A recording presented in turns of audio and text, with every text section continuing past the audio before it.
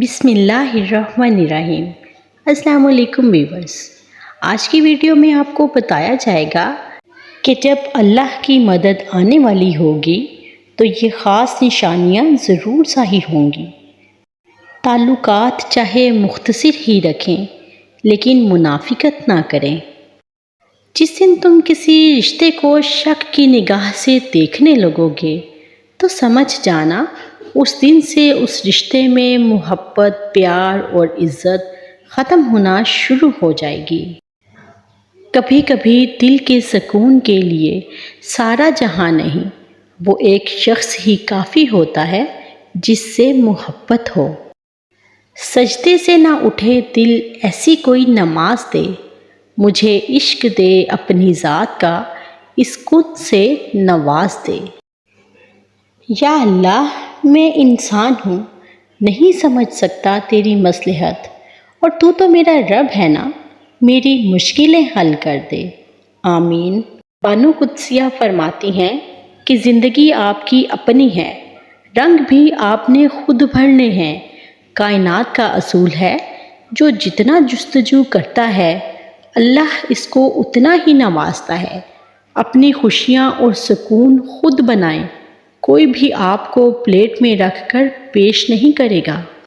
جان لو اللہ تمہیں اتنا نوازے گا کہ تم آزمائشوں کا دکھ بھی بھول جاؤ گے۔ پتہ ہے کہ توبہ کے آنسو کا کمال ہے کہ یہ گرتا باہر ہے اور صفائی اندر کی کر دیتا ہے۔ حضرت علی رضی اللہ تعالیٰ عنہ نے فرمایا کہ جب بے وجہ توڑ دیے جاؤ تو سمجھ جاؤ کہ اللہ تمہیں اپنے قریب لا کر جوڑنا چاہتا ہے، اور پھر مرنے کے بعد ہم بھی اچھے ہو جائیں گے۔ اے عزت دینے والے رب، ہمیں ان لوگوں کے شر سے بچا جو ہماری اچھائیاں تو چھپا لیں لیکن ہماری برائیاں پھیلا دیں، آمین۔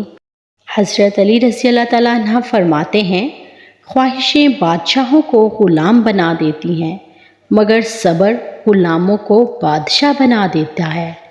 جب درد حد سے بڑھ جاتا ہے نا تو پھر انسان روتا نہیں بلکہ خاموش ہو جاتا ہے۔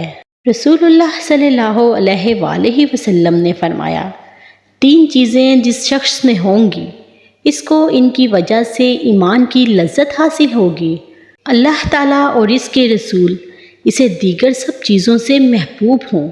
جس شخص سے محبت کرے اللہ تعالیٰ کے لیے ہی کرے، جب اللہ تعالیٰ نے اسے کفر سے نجات دے دی تو پھر دوبارہ کفر کی طرف لوٹنے کو اتنا برا سمجھے جتنا آگ میں ڈالے جانے کو برا سمجھتا ہے۔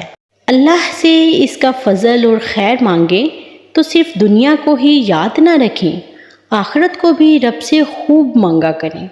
ہماری دعائیں بھی رب سے محبت والی دعائیں ہونی چاہیے، دنیا اور آخرت دونوں کی طلب رکھنی چاہیے۔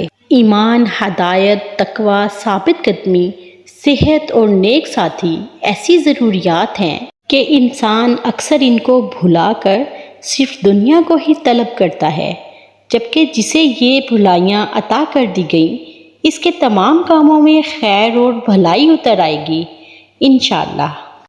پتہ ہے جب اللہ تمہاری دعا قبول کرتا ہے تو اس کی نشانی یہ ہوتی ہے کہ اللہ سے دعا مانگتے ہوئے آپ کا دل کبھی بھی تنگ نہیں پڑتا، بلکہ آپ کی اللہ سے محبت بڑھنے لگتی ہے اور آپ کو اللہ کی مصلحتیں سمجھ آنے لگتی ہیں، اور آپ اللہ سے مانگتے ہوئے تھکتے نہیں اور پورے یقین اور خشوع کے ساتھ اللہ سے رابطے میں رہتے ہو، اور یہ یقین رکھتے ہو کہ اگر یہ دعا میرے حق میں بہتر ہوئی تو یہ ضرور قبول ہوگی، اور اگر یہ میرے حق میں بہتر نہ ہوئی تو اللہ اس کے بدلے مجھے کسی اور اچھی چیز سے نواز دے گا، ایسی چیز سے نوازیں گے کہ جو میرے حق میں بہتر ہوگی۔